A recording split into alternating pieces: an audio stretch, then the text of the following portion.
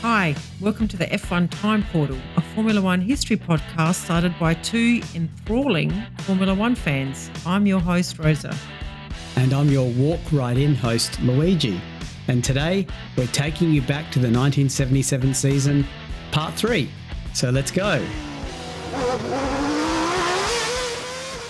Walk right in, step something, something. I know that song, but I don't know who sings it. I don't know. I want to say a band rather than an artist, but I'm not sure. Is it a band? Let me have a look. It's a band. It's just the reason why I'm querying it because the band name sounds like a singular person. Do you want me to tell you the name? Yeah, go on. I don't know. They had a few hits, but this was probably their biggest, I think. Dr. Hook. Does that ring a bell? Hook. Yes, it does ring a bell. Yes. Yeah. Yeah. Okay. Yeah, so there you go. Again, a big 70s band. Big 70s band. They had 8 years of hits in the United States. So. Oh. Well, It's interesting. Good segue because we're at the United States for race 4. Correct. So it's at Long Beach. Your word was enthralling, is that right? Yes, enthralling. Let's see if this race is enthralling. So we'll do a quick rating at the end. Was it enthralling? Yes, no. It's a yes, no. It can't be 50-50, you know what I mean? Okay, so it's at Long Beach, April the 3rd, 80 laps. The weather was warm and sunny. So the F1 fraternity was still reeling from the Tom Price incident at the South African Grand Prix when, unfortunately, another tragedy hit the F1 fraternity. Yes, Carlos Pache of the Brabham team was killed in a light airplane accident while in Brazil. So just to remember him a little bit, Jose Carlos Pache was born in 1944 and he died in 1977, Brazilian racing driver. He competed from 72 to 77, so not very long, I guess 6 years. He won the 1975 Brazilian Grand Prix with Brabham. He was born and raised in Sao Paulo. He competed in Formula One for Williams, Surtees and Brabham. And I guess his best finish was 6th in the World Drivers' Championship in 1975 with Brabham. Yeah, he did 72 race starts. He actually won a race, as you mentioned. Yes. And if you're going to win a race, you win your home race, right? Yes. He got 6 podiums, 1 pole position, 5 fastest laps. And he even drove in Le Mans as well in 1973 with Ferrari too. So, yeah, so his remains, they were transferred from a vandalised site to the Interlagos racetrack in 2024, so just recently. Wow. That's unbelievable. I don't know that I remember that happening, Louis. Like we were watching Grand Prix in 24 religiously. Maybe they didn't give it the airtime that it deserved, I think. They sort of let it go under the radar, which I think history of Formula One should recognise these things. Yeah. So he's the only driver to be laid at rest at a race circuit. Yeah. Isn't that a cool thing to that is have very cool. Forever? Yeah. And it's at the circuit that he won in 75. So it's nice. Yeah. Yeah, that's a really good I guess, tribute to him for that country. But it's a really sad start to the season. 2 very talented drivers. We were just talking about how Pache was like the number 1 driver in that team. So, 2 drivers on the rise gone, and the 2 impacted teams continued on for the season despite these tragedies. The Shadow team replaced Pache with Alan Jones, the Australian driver. That's right. Very interesting how these sliding doors sort of moments happen, isn't it? So, yeah. And the Brabham team signed Hans Stuck or Stuck. Did we land on that? I think it's Stuck. Stuck. It is Stuck. And this is giving something away for some people. Well, actually, I don't think it's any harm to say this, but we've got a special guest for our TP episode for the 77 season. And it's an Austrian person. And they will correct our pronunciation for sure. I'm sure he's not going to accept us saying stuck. He's going to make us say stuck, as we should. Yeah. So now Brabham had Stuck and Watson. So was Alan Jones already on the grid and he was just signed to the shadow team, or did he not have a seat and they signed him? I'm pretty sure he was driving earlier. I'm not sure if he was driving in 76 in another team. I think he did drive in I'm just wondering whether he had a seat in 77. I'm trying to find where he is. Yeah, I don't see any points of him. I don't see him getting any points prior to this point in time. No, it looks like here, he only really had a seat in, I think in 76 he debuted. Maybe he was this is not his debut race. I know that. No. Yeah. Oh, there you go. Oh, so yeah, he was in the Surtees team in 76. Yes. Yeah. Right. Okay. There you go. So yeah, very big sliding doors moment for Alan Jones. So to practice, the final hour session was threatening rain. So right from the outset, the drivers were very keen to set competitive times. Yeah, and that always makes people not dilly-dally, right? The day prior was dominated by Andretti in the Lotus and surprisingly Lafitte in one of the older Ligiers. So while Scheckter proved to be Andretti's biggest challenger, it was ultimately Lauda who set an amazing time of 1 minute 21.63 seconds to take pole. So yeah, obviously he liked this track because as you say, Louis, he's not really qualified that strongly since his accident, but it was primarily due to a larger rear aerofoil and a clear track. Yeah, and to put this time in perspective, the Regazzoni pole time was of 76 was 1.5 seconds slower. So it was a very impressive time. And it shows how Formula One is really accelerating and able to handle things like a larger rear aerofoil, because normally a larger rear aerofoil slows you down on the straights and all that sort of stuff. So, yeah. And even more unusual for Ferrari to think of that. Yes. Aerodynamics. There you go. Yes, there you go. So Andretti was second, about 2/10 further back, so 0.25 of a second, with Scheckter third. Reutemann in the other Ferrari secured fourth. So once again, Lauda's owning his teammate, with Lafitte's earlier day heroics only good enough for fifth. I'd say still good enough as a complimentary thing, not an only. Oh, okay. No, but it's still a new team. Legion, this is their second year. Yeah, okay. All right. Yeah. So still good enough. That only. Still good enough for Lafitte. Yeah. All right. So many felt this track was similar to Monaco in terms of passing difficulty. So not only was qualifying very important, but so too was a great start. Most people still remembered the Reutemann and Brambilla crash at the start of the 76 race due to that very tight and tricky first right-hander. So to avoid all of this, poleman Lauda discovered that from pole position, he could not see the starting lights in front of him and also watch his revometer at the same time. Revometer. Wow. Interesting term. Yeah. So when the lights turned green, he was momentarily caught off guard, and with Andretti momentarily hesitating as well, it was actually Scheckter who roared off into the lead. So behind that South African driver, the next three cars were virtually side by side, with Lauda planning on outbraking Andretti, while Reutemann had plans to dive past both of them on the inside. I mean, how did he know that these were the plans of the drivers? I mean, unusual language from Mr. Mike Lang there. Yeah, but maybe the drivers afterwards said, I had plans to do this. I had plans, yeah. Yeah. Okay. Reutemann couldn't pull off the move, however, and he left his braking very late, locked up his front wheels and slid straight up the escape road. So I don't know if that was in his plans either.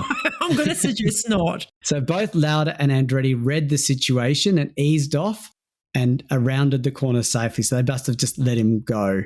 Yes. Let him just do his thing up the escape road. You do your thing, we'll do ours. We're not following you down the escape road. But there's more. Hunt, eager to make up for his poor qualifying. Where did he qualify in this race? We didn't actually say, did we? Obviously not in the first 5. No, ran over the right front wheels of Watson Brabham. Again, he did that in the first race, which made the McLaren fly into the air for a second. This caused a chain reaction as the remaining cars were suddenly going in all different directions, trying to avoid that accident. Amazingly, when it settled, It was only Brambilla in the Surtees who was unable to continue. And Mike Lang, who hasn't attacked Brambilla for quite some time, stated, "Brambilla again." What? It wasn't even Brambilla's fault. I know. He's really... That's harsh. That's harsh. And can I just say, I've read some future race reviews. Mike Lang does not let up. and I'll put it this way. Even when Brambilla is gone and retired, yeah, he pivots his targeting to other drivers of a certain nationality. And we'll come to that. Yeah, we'll come to it. We don't want to call out. We don't know. Like, it's funny though. It is funny the wording he uses. We're not, maligning Mike Lang's character, but his opinion is not our opinion. No. We also don't pretend to know what was going on in Mike Lang's brain, but he does seem to unfairly target some drivers. Let's just say correct. That. Yeah, absolutely. All right. So up front, Scheckter was still leading now, with Andretti having moved up to second place and Lauda in third. So these three, the first three, were nose to tail, and Scheckter was calm and collected despite Andretti's regular challenges. Uncharacteristically, though, so this is pretty active for the first few laps. We're only on lap 3. It was Lauda who made an unsuccessful braking attempt on Andretti, failed, flat spotted his tyre, and he would now have to contend with a very heavy tyre vibration. The tense leadership battle raged on until the halfway mark of the race, with there being no change really. So Scheckter occasionally pulled a very slight advantage while lapping back markers, but very quickly Andretti and Lauda would close up again. So the rest of the field was relatively mundane, as the only real excitement was exactly where it should be, at the front. And I mean, for half a race so far, you've got 3 drivers nose to tail. That's pretty exciting. So on lap 58 of an 80-lap race, Scheckter started to feel the effects of a slowly deflating tyre. Initially, he could handle it, but then his car started to become less and less stable. Scheckter was still able to hold back Andretti and Lauda. Would have been not easy until puffs of smoke started to come from Scheckter's Wolf. Andretti, seeing this and knowing that the race was coming to an end for Scheckter, started to really press. I don't know. I think I would have backed off to not be caught by me too. Oil or something. It was one or the other. You go harder or you back off. But you probably couldn't because Lauda's there. Yeah. so that's probably why he did this. So halfway around lap 77, Andretti managed to squeeze past into the lead. The crowd went wild, obviously being in the US, with the American in the lead. Lauda also went by soon after, and he too started to press Andretti, but he was struggling due to his tyre vibration, which, as we said, he had since lap 3. So he's done well to drive around that issue and still be sort of in that little tail of cars. Yes. However, Andretti held on to win just by 0.72 seconds. Lauda was second, and a bitterly disappointed Scheckter taking third, 4 seconds back. So at least the car finished. Not that it really matters, but Depailler was fourth in the Tyrrell, followed by Fittipaldi in the Fittipaldi. Yeah. Oi, come on. I said you'd get no more points. What's going on? I've got to do my research and look ahead before I make comments. Jarriere claimed the final point in his Penske. Okay. He must be using the Penske chassis because they withdrew, didn't they? So he must be using an old one. Yeah. Yep. Yeah. And special call out to Lafitte, who was a safe fourth until his car had an electrical fault. So remember, he's still a newish team. Yeah, he didn't finish, but he's still a newish team. So yeah. Can I just so who won this? Andretti. He's finally remember Luigi, he debuted in 1968. Yeah. And he really did nothing for 8 years. He did a range of guest appearance races. Yeah, and he's sort of been in and out. Sometimes in that Panelli car, and in Ferrari sometimes, in Lotus sometimes. Lotus sometimes. He sort of was with Lotus in their unreliable era as well, wasn't he? So he's finally coming into his own a little bit. Yeah. And he's welcoming himself into the championship suddenly. That's right. So, yes, in the standings, we have Scheckter and Lauda equal first on 19 points. Reutemann, I'm going to call him third, on 13 points, and Andretti 4th on 11 points. Hunt's 5th on 9 points. Not great for the champion. Yeah, we haven't heard much from him. I mean, the mere fact we didn't mention his qualifying, and I don't think we mentioned him in the race. No. Was there? Oh, I think he had a minor issue, but yeah, okay. Yeah. Ferrari is in the lead on the constructors on 28 points. Wolf 2nd on 19 and Lotus 3rd on 13. McLaren 4th on 9. And Fittipaldi 8 points on 5th place. It's pretty good. Okay. Going to keep mentioning that. Yeah, until they drop off. They will drop off. They have to. So we're up to the 5th race of the season at Spain at Jarama. 8th of May, 75 laps, and the weather was warm and sunny. So being the opening race of the European season, there was a huge field of 31 drivers who attended, who were trying to participate in the race because only 24 were allowed to start the race. There was a lot of activity with lots of the teams making modifications in the month between the US race and this race. Even Cosworth came with an engine with a magnesium cylinder head, which reduced the weight of the engine by 9 kilograms. That's huge. That's a lot. Yeah. And they were aware of a heavy car's not a good car. Yes. So that would have been major. Andretti started practice by being totally dialed into this circuit. Just in the first session, which is a practice session, he set a time that was nearly 3/4 of a second ahead of everyone else. But it would also end up, maybe it wasn't a practice session, it would also end up being the pole time. So just like that, he just blew everyone away. Blitzed, yeah. So surprise second place was none other than Lafitte in the new Ligier chassis, but with the older type Matra V12 engine. And Ferrari took the second row with Lauda in third alongside his teammate Reutemann. So during the warm-up session on race day, Lauda suddenly returned to the pits in agony and barely able to breathe. It turns out that one of his ribs, broken in the Nürburgring accident, had snapped as a result of negotiating one of the slower corners on this track, probably due to the G-forces, I'd say. Yeah. So he was rushed to hospital and he would not take part in the race, just like that. Wow. But we've talked about rib injuries in previous episodes. Yeah. But this must have been a pretty bad one to take him out because didn't he wear a corset? He did. That was a tractor accident. That was the tractor. He broke it. Well, he didn't totally break his ribs though, but he wore a corset and he took painkillers to race. Yeah, so this must have been bad for him to not pull out the old corset again.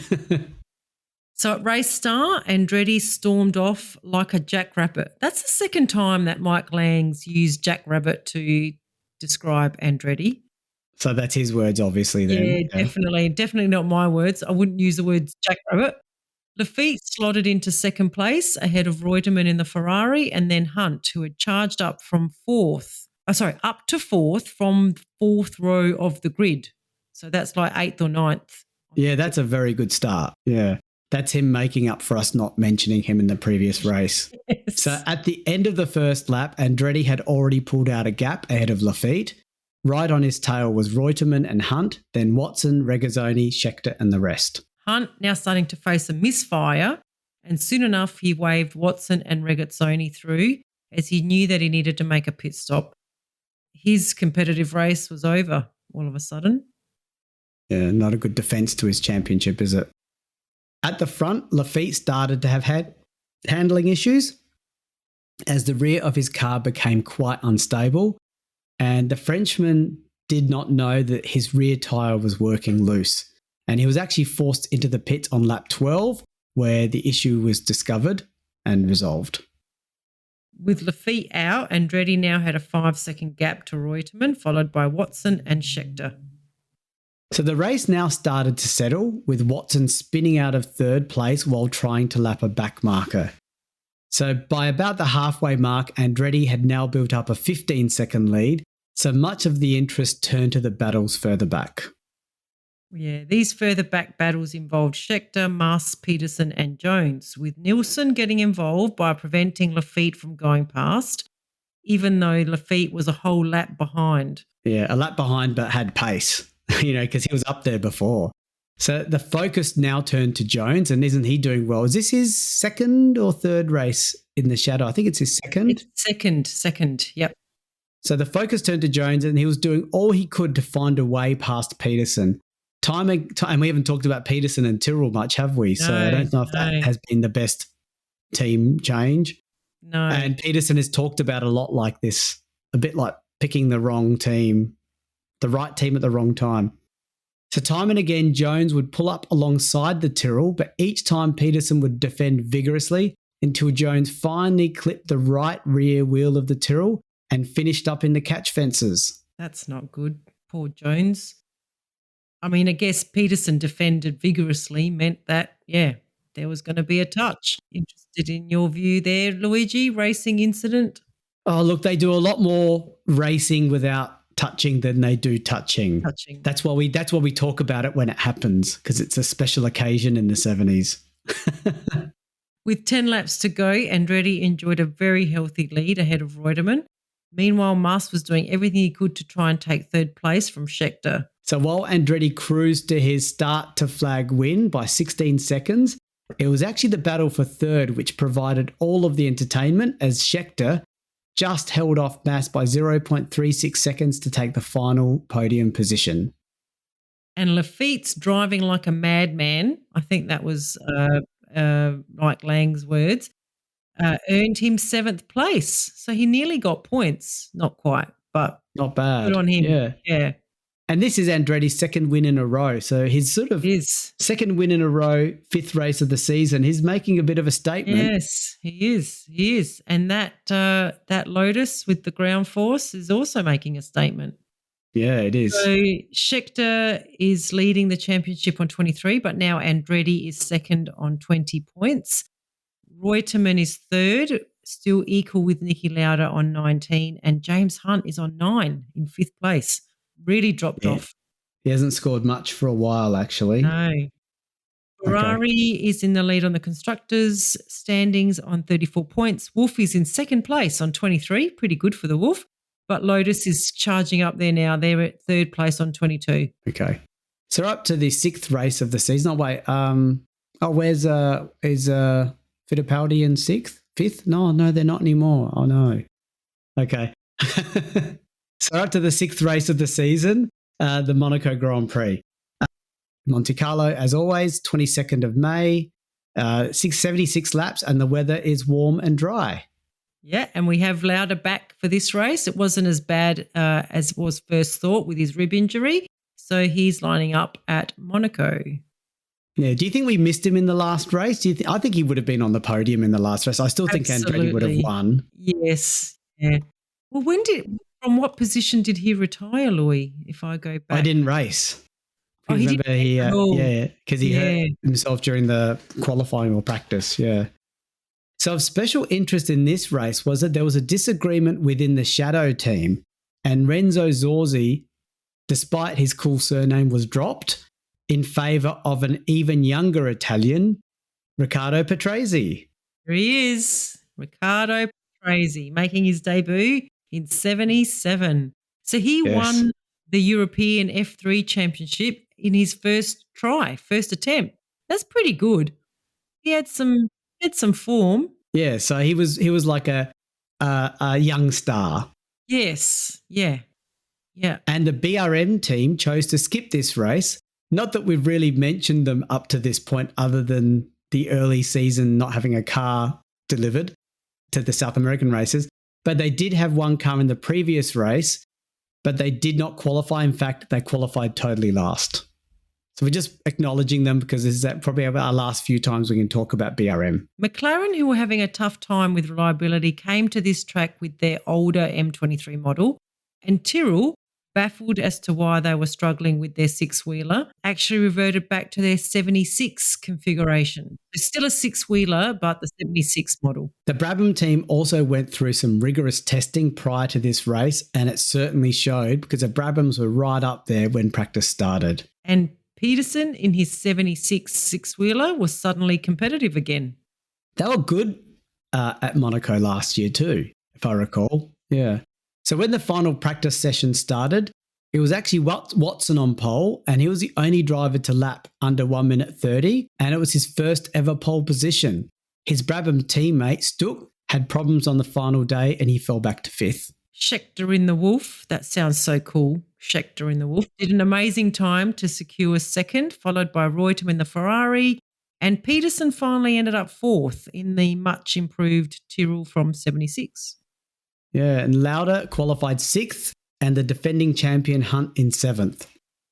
And the winner of the previous two races, Andretti was on form. Andretti, yeah. He had constant handling issues and even spun on oil left by other drivers. He qualified a pretty lackluster 10th, I'd say. And on this track, not a great track to be 10th. No, not a great track because you can't overtake. Interestingly, and just for your information, that new Cosworth magnesium engine was given to Hunt, Peterson and Andretti. Okay, so before the race start, is that going to be a good thing or not? What's your prediction? Well, Andretti didn't do well with it, did he? He qualified 10th. So you're calling it there. Okay. Yeah, you're saying thumbs down is what you're saying. You'd say I want the non-magnesium. But remember, it's 9 kilos lighter. Yeah, exactly. You'd think he'd do well. Yeah, okay. Right? So before race start, the organisers had stipulated that there should be no overtaking going into the St. Devote chicane on the first lap. This would be interesting to see if this is complied with because it's not often that we hear this sort of thing.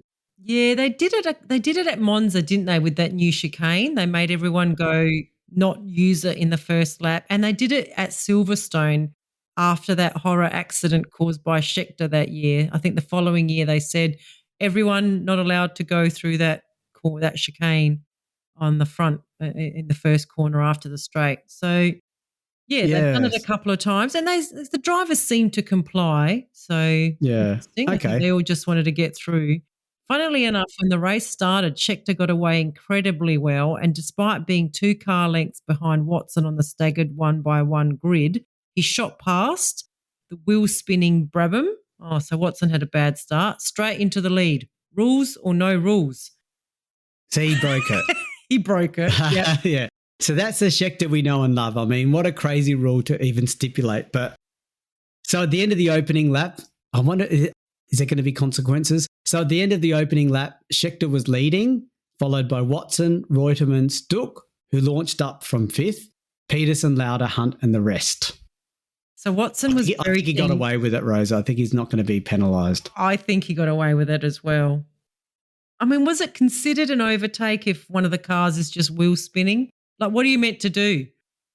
Like, just stay behind them? I don't know. I don't know that it was considered like a on-the-road overtake. Yeah. Okay. It was on the grid. Like, what is it, a rolling start? Like that? Yeah. Anyway. Yeah, I know what you mean. Yeah. Yeah. So Watson, though, he was very keen to make up for his bad start and he quickly raced up to Scheckter's tail. But this track, as we've said all the way through history, even in this era, was very difficult to pass on. And for 10 laps, Watson could not get past.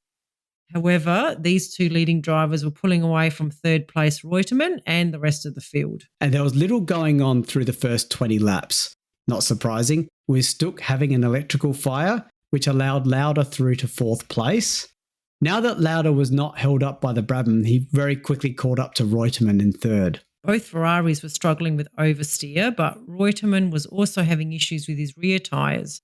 And on lap 26, just as Hunt's special Cosworth engine expired, as did Peterson's earlier in the race, wow, that 9-kilogram lighter magnesium engine not doing well, Lauda was let through into 3rd place by his ailing teammate. And remember, there's no radio, so they the teammate just had to realise, okay, I've got an issue with my tyres. I shouldn't hold up my teammate, so you just wave him through. It's nice that there's an awareness, So this whole time, rule-breaking Jody Scheckter was still leading and Watson was still on his tail. However, Watson was starting to have gear selection issues. Yeah, so as a result, Scheckter started to pull away and by lap 38, about half distance, Scheckter had a 3-second lead. Not huge, but big enough for this track, I think. Watson was now having more issues and he was finding that Lauda had now caught up to him and was hounding him for 2nd place. So by lap 45, Watson's gearbox had deteriorated quite quickly and he went down the escape road. Lauda was now through into 2nd place and soon after, Watson's gearbox seized up. It was a dangerous seize up as well because he spun 180 degrees still in the middle of the track, and for a few moments he had to sit there while oncoming cars swerved past him. Jeepers, that would have been scary. Luckily, he got out of the car in the break of traffic and was able to securely get to the side of the track. It's scary because how did he judge that, okay, this is enough of a break? Again, no radios, nothing. No one would have said, yep, you've got enough time. I wouldn't trust the marshals, to be honest. No. Yeah, so that would have been pretty scary. As the race reached the last 20 laps, there were only 12 cars still circulating. Scheckter was still leading now by a healthy 15 seconds. Lauda was closing it up, but not at a dramatic pace that would threaten Scheckter, I guess. But that turned out to not be the case because the Wolf started to splutter with lack of fuel, and Lauda had the gap down to 6 seconds as the two cars started the last lap. Wow. And Lauda would have seen the gap visibly dropping. I'm assuming 6 seconds is it's enough to be around the corner. Yes. I'm sure the Ferrari team were holding signs out saying 15 seconds, 6 seconds, and Lauda would have done the calculation. Okay. So Scheckter kept his cool, however, and as he knew, catching is one thing, passing is another, and he duly won his second race of the season in that new Wolf team by less than a second. So Lauda caught 5 seconds in that last lap. It's interesting, and I'm sure that's the second time that Mike Lang describes Scheckter as keeping his cool or staying calm. I think he's purposely doing that because Scheckter had a bit of a reputation as being a bit of a wild thing, and he was blamed for a lot of accidents back in that 73 year. I think it's 73, 74 maybe as well. Yeah. So it's interesting that he's now cool and calm and collected. But, so this would be Ford Cosworth's 100th race win, obviously not in their new engine. All of those drivers didn't finish the race. Over 30 seconds later, Reutemann would come home in third place. Following him was a trio that had a long race duel, and that was Muss, Andretti and Jones. So, yeah, there you go. Andretti finished with that new engine, but the other two were out. And that's points, back-to-back points for Jones in that shadow. So he's he's finished in the points 3 of the 4 races he's been in that car. And so pretty good for Jones as a young driver trying to make a mark. Right. To the championship standings, the driver's side, we've got Scheckter in the lead on 32, Lauda second on 25, Carlos Reutemann third on 23, Andretti fourth on 22. And in the constructors, Ferrari's in the lead on 40, Wolf second on 32, and Lotus third on 24. Okay. All right. Well, we might call it there and come back for race 7 next time. Okay. See you then. Bye.